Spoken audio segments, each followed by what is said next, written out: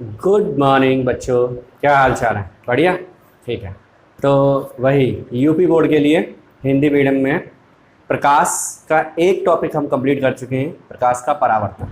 ठीक है, आज हम करेंगे प्रकाश का अपवर्तन। तो प्रकाश के परावर्तन में हमने प्रकाश का परावर्तन से रिलेटेड जो भी था टॉपिक सारे कंप्लीट किए हुए हैं, जिसमें दर्पण है, दर्पण से प्रतिबिंब जो बनना था वो भी किया हुआ है, यूवीएफ में संबंध है, रेखीय आवर्धन है, वो पूरा कंप्लीट कर लिया है। आज लेंस तक पूरा कंप्लीट करेंगे, अपवर्तन और लेंस से जो प्रतिबिंब बनेंगे वो सारा कुछ कंप्लीट करना है। ठीक है, तो इसे ढंग से समझेंगे इसे। ठीक है, तो स्टार्ट करते हैं प्रकाश का अपवर्तन।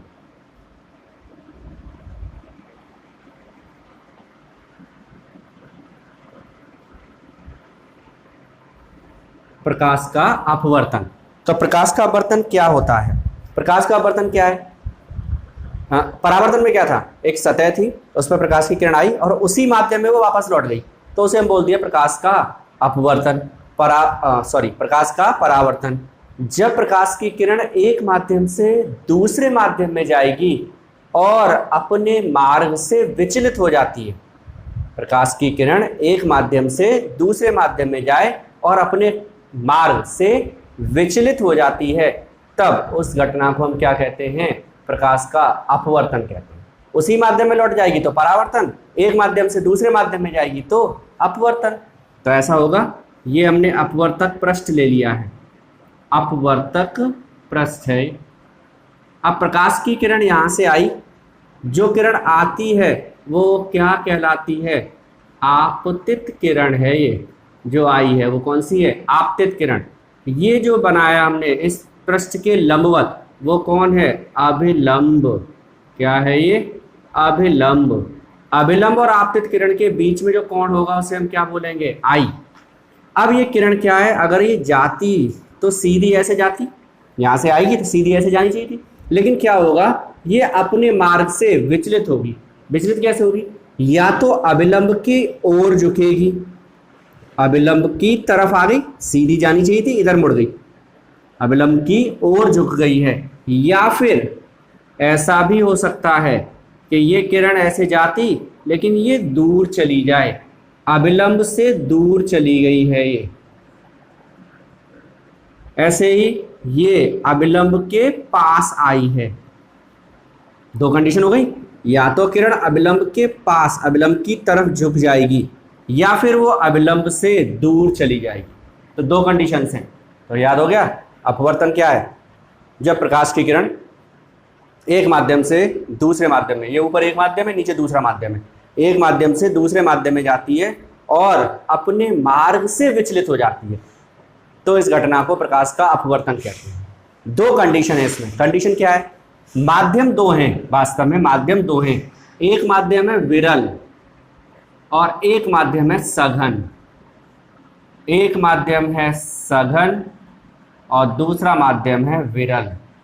दो माध्यम है, सघन माध्यम और विरल माध्यम। जब किरण विरल माध्यम से सघन में जाएगी तो वो अभिलंब की ओर झुकेगी।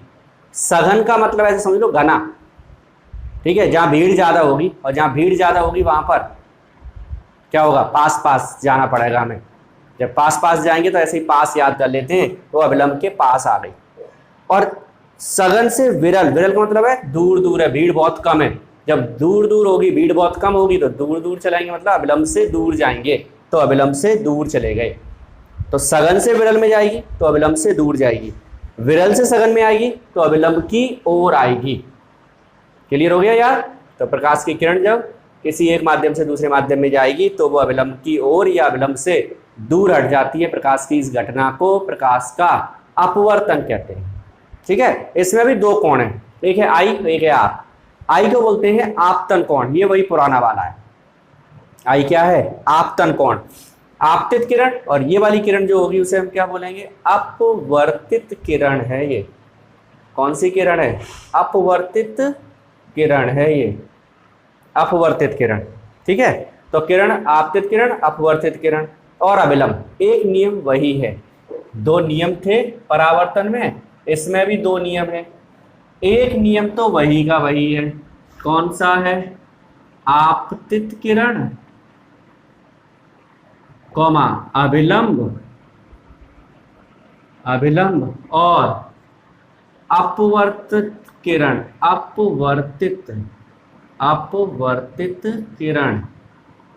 ये तीनों कहाँ होने चाहिए? एक ही तल में होने चाहिए। ठीक है, तो एक तो ये हो गया हमारे पास में, आपतित किरण, अभिलंब और अपवर्तित किरण तीनों एक ही तल में होने चाहिए। जैसे परावर्तन में पढ़ा था हमने, आपतित किरण, अभिलंब और परावर्तित किरण एक ही तल में होने चाहिए। ठीक है, तो ये तो एक यही हो गया। एक नियम और है जिसे हम बोलते हैं स्नेल का नियम। स्नेल्स लॉ, स्नेल का नियम क्या कहता है? दो कोण हैं हमारे पास, एक है आई और एक है आर। ये है आपतन कोण और ये है अपवर्तन कोण। आपतन कोण और अपवर्तन कोण। स्नेल का नियम क्या कहता है? आपतन कोण आई की ज्या का मतलब होता है साइन, और अपवर्तन कोण की ज्या साइन का अनुपात एक नियतांक होता है। ये नियम है स्नेल का। आपतन कोण की ज्या और अपवर्तन कोण की ज्या का अनुपात क्या होता है? नियतांक। इस नियतांक को क्या कहते हैं? इस नियतांक को बोलते हैं माध्यम का अपवर्तनांक।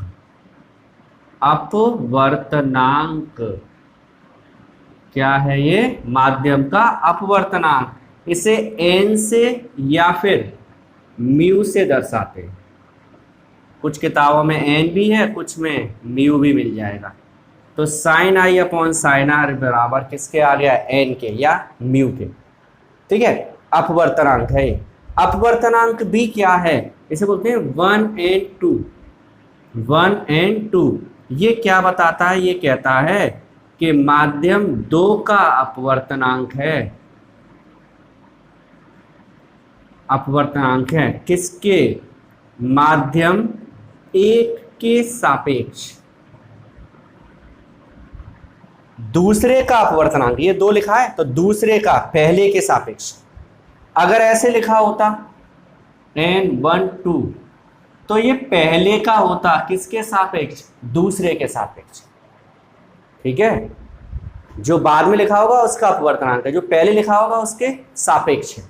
पहले ये लिखा है तो इसके सापेक्ष है, इसका अपवर्तनांक है। उल्टा अगर 2 पहले लिखा है, 1 बाद में लिखा है, तो पहले का अपवर्तनांक है किसके सापेक्ष है? दूसरे के सापेक्ष। क्लियर हो गया? तो अपवर्तनांक क्या होता है?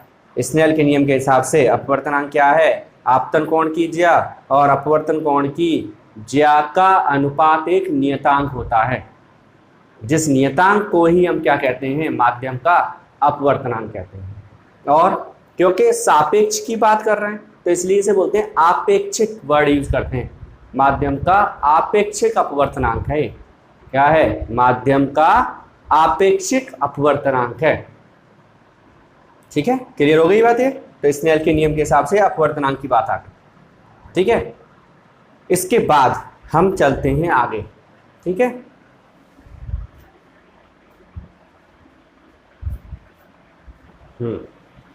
तो विरल सघन और ये सब तैयार।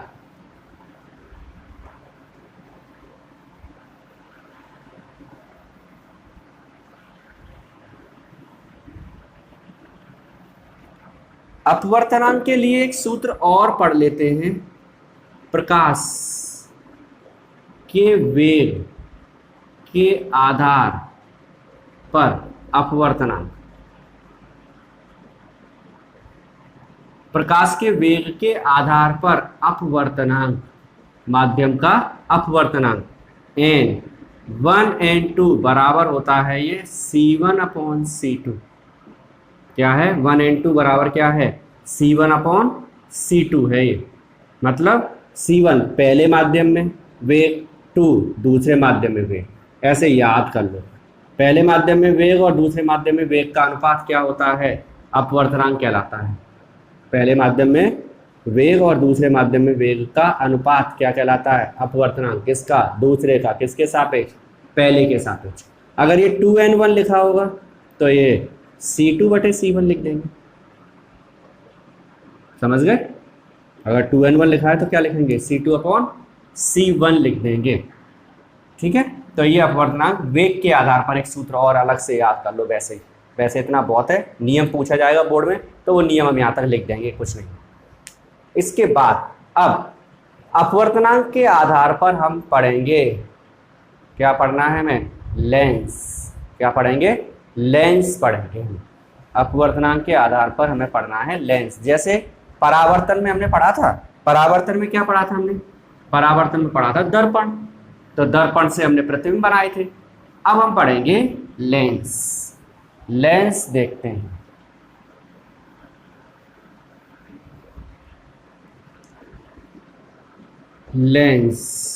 लेंस क्या होता है, लेंस क्या है, कांच का एक माध्यम है जो दो गोलीय पृष्ठों से घिरा हुआ है। कांच का एक माध्यम जो दो गोलीय पृष्ठों से घिरा हुआ है। ऐसे भी हो सकता है, एक गोला ऐसा पृष्ठ भी हो सकता है। इसी आधार पर हम इसे दो भागों में बांट देते हैं। एक होता है उत्तल लेंस और एक होता है अवतल लेंस। इसमें भी प्रकार हैं, वो नहीं पढ़ रहे हैं, डायरेक्ट पढ़ रहे हैं।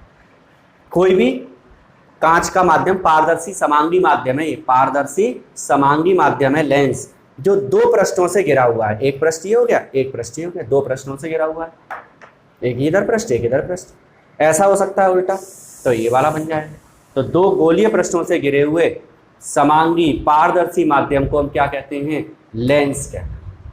ठीक है, लेंस में भी कुछ परिभाषाएं हैं, जैसे दर्पण में पढ़ी थी हमने, दो तीन है, ज़्यादा नहीं है इसमें। तो एक तो इसका केंद्र, उसे हम बोलते हैं प्रकाशिक केंद्र। क्या कहते हैं इसे, प्रकाशिक केंद्र कहते हैं। इसमें भी फोकस होता है, लेकिन इसमें दो फोकस होंगे, एक इसका केंद्र इधर होगा, एक इसका केंद्र इधर, क्योंकि एक गोला एक तरह से ये बन जाएगा, देखो ऐसा गोला बनेगा, और एक गोला इधर से भी बनेगा ऐसा ही, एक गोला इधर एक गोला इधर, दो गोले बनेंगे, तो दो फोकस होंगे इसके पास में। और वक्रता केंद्र जैसे पढ़ा था वहां पर हमने, उसे हम यहाँ पर 2F बोलेंगे। C लिखा था वहाँ, उसकी जगह क्या बोलेंगे, 2F। और ये वही प्रिंसिपल एक्सिस, मुख्य अक्ष है। ठीक है, तो मुख्य अक्ष भी वही, बस एक शब्द आ गया हमारे पास, प्रकाशिक केंद्र। लेंस का मध्य बिंदु क्या होता है, प्रकाशिक केंद्र। तो उत्तल और अवतल की अगर परिभाषा पूछी जाए तो ऐसे बोल देना जैसे दिखाई दे रहा है। ऐसा लेंस जो बीच में मोटा किनारों पर पतला होता है, उत्तल लेंस। ऐसा लेंस जो बीच में पतला किनारों पर मोटा होता है, वो अवतल लेंस। ऐसे याद कर लो, बन गई परिभाषा।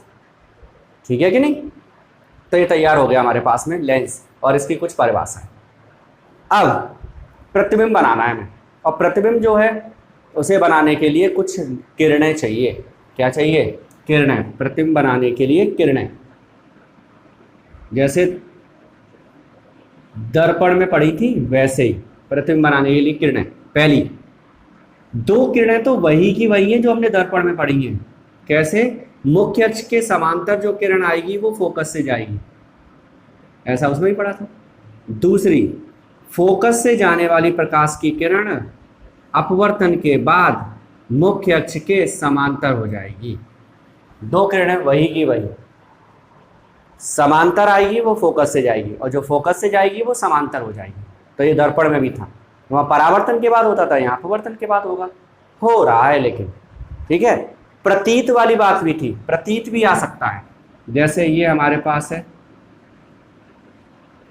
किरण कैसी आई, समांतर, अपवर्तन के बाद ये फोकस से जाती हुई प्रतीत होगी। ये फोकस है, फोकस से जाती हुई प्रतीत होगी। एक इन दोनों के दो नाम और हैं। ये जो लेंस है उत्तल, ये किरणों को इकट्ठा करता है, किरणों को इकट्ठा करता है, तो इसे बोलते हैं कन्वर्जिंग लेंस।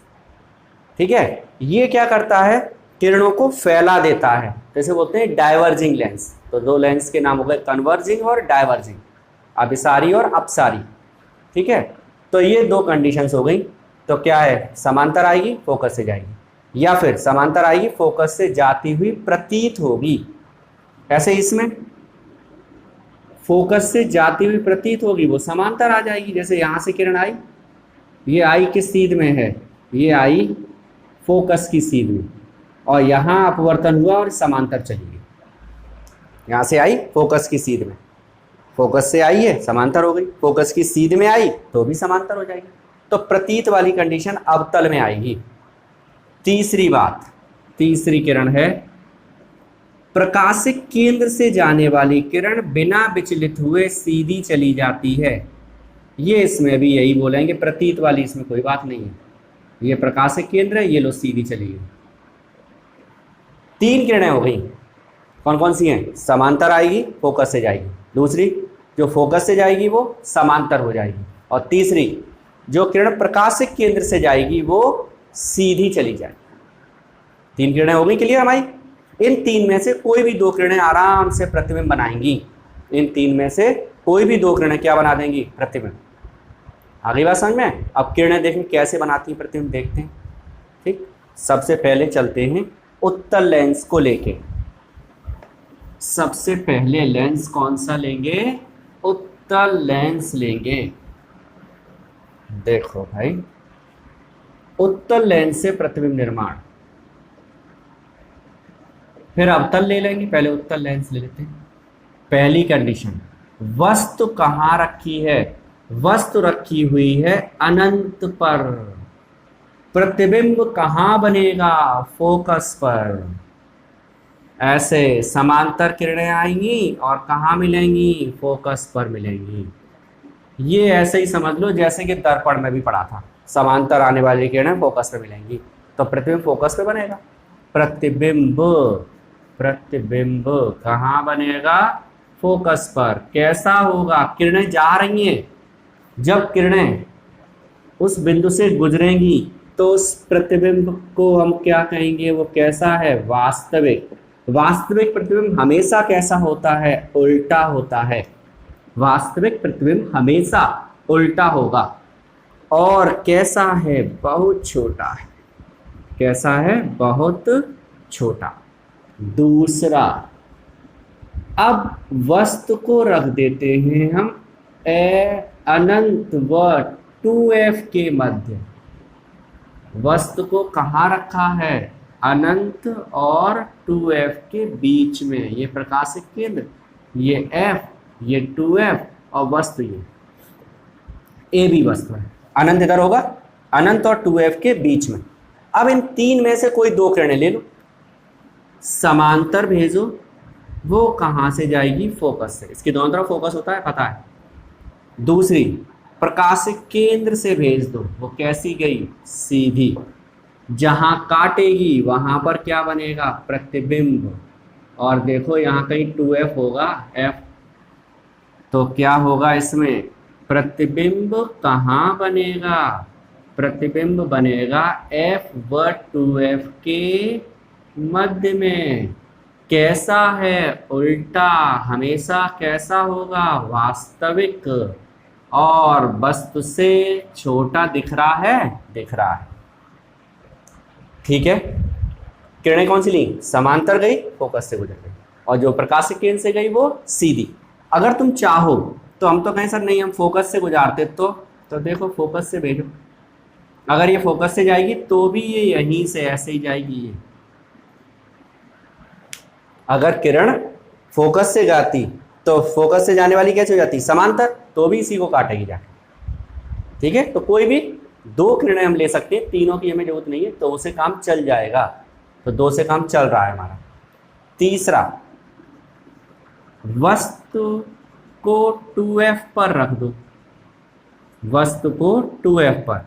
ये ऐसा ही है जैसा वहां प्रकाशिक उसमें पढ़ा था वक्रता केंद्र के लिए, f 2f, वस्तु रख दी 2f पर, तो इसका प्रतिबिंब कहाँ बनेगा? 2f पर ही बनेगा, बराबर और उल्टा। तो फिर जब बनेगा तो जबरदस्ती में बनाना ही बनाना है, फिर तो इसे समांतर भेजो और फोकस से गुजार दो। ये लो बन गई। तो वस्तु का प्रतिबिंब कहाँ बना? 2f पर ही बनेगा। कैसा होगा? बराबर आकार का होगा। और कैसा है? उल्टा है। उल्टा प्रतिबिंब हमेशा कैसा होता है? वास्तविक होता है। चौथी, ये एक स्थिति उल्टी हो जाएगी, वस्तु आ जाएगी f और 2f के बीच में, प्रतिबिंब चला जाएगा 2f के बियॉन्ड, 2f के पार, अनंत की तरफ। और जब हम एफ पे रखेंगे तो ये स्थिति आ जाएगी। एफ से प्रतिबिंब कहाँ बनेगा, अनंत पर बनेगा। ऐसी 5 स्थितियां दर्पण में थी, अवतल दर्पण में वही स्थितियां हैं ये। जो अवतल दर्पण की 5 स्थितियां हैं वही की वही है ये, बस 2F और C बदल गया बस। वहां वक्रता केंद्र बोल रहे थे, यहाँ 2F बोल रहे हैं उसी को। सेम स्थिति है, बिल्कुल सेम। समझ गए बात को? तो बिल्कुल सेम स्थिति है, वही की वही रिवाइज करना, बुक में से उठा के इन्हें देखना और बना के देखना, प्रैक्टिस हो जाएगी, आराम से बनेंगी ये सारी की सारी। ठीक है, एक और प्रतिबिंब बनाते हैं। अब F तक आ गए, 5 बन गए, छठवां बनाते हैं। छठवां प्रतिबिंब कैसे बनेगा?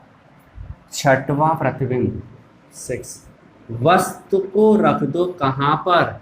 वस्तु को रख देते हैं हम F और O के मध्य। F और O के मध्य ये हमने बनाया लेंस, ये इसका प्रकाशिक केंद्र, ये इसका फोकस, ये वस्तु रखी है कहां पर? F और O के बीच में रख दिया। अब प्रतिबिंब बनाओ, इधर बना देते हैं थोड़ा सा बीच में, ये लो, ये प्रकाशिक केंद्र, ये F और ये वस्तु। प्रकाश की किरण जो यहाँ से समांतर जाएगी वो कहाँ से जाएगी? फोकस से जाएगी। फोकस यहाँ कहीं होगा, यहाँ से गुजार दो इसे। दूसरी किरण जो O से जाएगी वो ऐसे चली जाएगी। ठीक है, तो ये फोकस थोड़ा सा दूर करो, नहीं तो ऐसा लगेगा ये मिल जाएंगे, मिलनी नहीं है। अब ऐसा हो गया कि ये किरणें दोनों दूर दूर हट रही हैं, ऐसे यहाँ कम दूरी है, यहाँ बढ़ती जा रही बढ़ती जा रही बढ़ती जा रही है, तो ये कभी नहीं मिलने वाली, अब नहीं मिलेंगी। प्रतिबिंब कहाँ बनेगा? प्रतिबिंब बनेगा पीछे, यहाँ ले आओ इसे, ये बन गया प्रतिबिंब। A B, A dash B dash. प्रतिबिंब कहाँ बनेगा? प्रतिबिंब बनेगा वस्तु के पीछे, वस्तु के पीछे, जिधर वस्तु रखी है उसी के पीछे बनेगा। और कैसा है? बड़ा। और कैसा है? सीधा। और सीधा प्रतिबिंब कैसा होता है? आभासी होता है। सीधा प्रतिबिंब कैसा होता है? आभासी। आगे बात समझ में? क्या हुआ? वस्तु हमने रखी है F और O के बीच में, प्रतिबिंब कहाँ बनेगा? वस्तु के पीछे। कैसे बनेगा? समांतर गई वो फोकस से गुजर गई, प्रकाश से केंद्र से गई वो सीधी चली गई। ये दोनों किरणों के बीच की दूरी बढ़ रही थी, तो हमने क्या किया, इनकी दूरी को, बढ़ रही है तो प्रतिबिंब तो मिल नहीं सकता है, तो हमने इन्हें क्या किया, डॉट डॉट में पीछे बढ़ाना शुरू किया। तो जहां काट जाएंगी वहां पर प्रतिबिंब कैसा बनेगा? आभासी। कैसा प्रतिबिंब बनेगा? आभासी। समझ गए बात को? समझ गए। तो ये प्रतिबिंब निर्माण हो गया कौन से के लिए? किसके लिए? उत्तल लेंस के लिए। अब हमें पढ़ना है अवतल लेंस। कौन सा पढ़ना है? अवतल लेंस। अवतल भी देखते हैं, चलो भाई। हाँ भाई, अवतल लेंस कहाँ है? आ जाओ। अवतल लेंस, अवतल लेंस। चलो, अवतल लेंस ये गया हमारे पास। इसकी एक ही स्थिति है जैसे कि उत्तल दर्पण की थी। उत्तल दर्पण की एक ही स्थिति थी, वैसे ही अवतल लेंस की एक ही स्थिति है केवल। ठीक है, वो स्थिति क्या है? वस्तु कहीं भी रखो, जैसे हमने यहाँ रख दिया, किरण यहाँ से जाएगी, ये क्या करता है? किरणों को फैलाता है, तो ये किरण इधर से इधर चली जाएगी, तो हमें इसे पीछे बढ़ाना पड़ेगा। ये कहाँ पर से गुजरेगी? F पर से। समांतर आई थी तो कहाँ से गुजरेगी? फोकस से।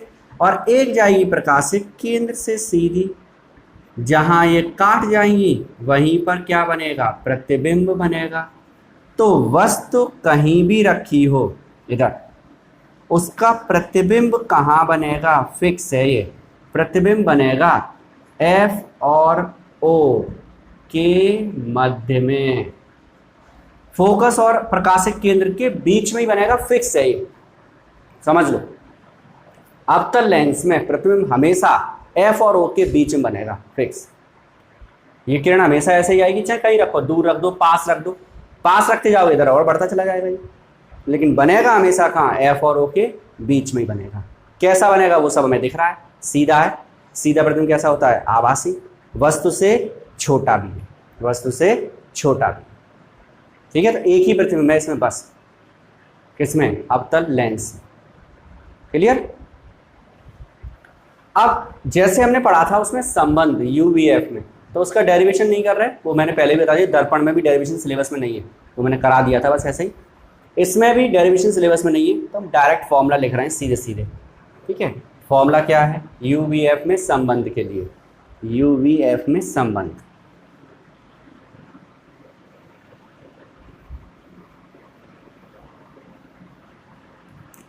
यू वी व एफ में संबंध, यूवीएफ में संबंध 1/f बराबर 1/v माइनस 1/u। दर्पण से याद कर लो, दर्पण में आया था प्लस, इसमें आएगा माइनस, बस याद हो गया। एक और दर्पण में हमने पढ़ा है, वो है रेखीय आवर्धन, रेखीय आवर्धन। इसे किससे दर्शाते हैं, एम से, और एम का सूत्र क्या था, I/O। प्रतिबिंब और वस्तु, आई इमेज, प्रतिबिंब ओ ऑब्जेक्ट, प्रतिबिंब और वस्तु के आकार के अनुपात को रेखीय आवर्धन कहते हैं, चाहे लेंस हो चाहे दर्पण, चाहे लेंस हो चाहे दर्पण हो, प्रतिबिंब और वस्तु के आकार साइज के अनुपात को क्या कहते हैं, रेखीय आवर्धन। इसे v और u में चेंज करेंगे तो आएगा I/O, तो ऐसे ही रहने दो, यहाँ आएगा प्लस v/u। दर्पण में माइनस आया था यहाँ पर, तो देखो ये दोनों उल्टे हो गए, दर्पण होगा तो यहाँ प्लस आएगा यहाँ माइनस, लेंस होगा तो यहाँ माइनस आएगा यहाँ प्लस आएगा।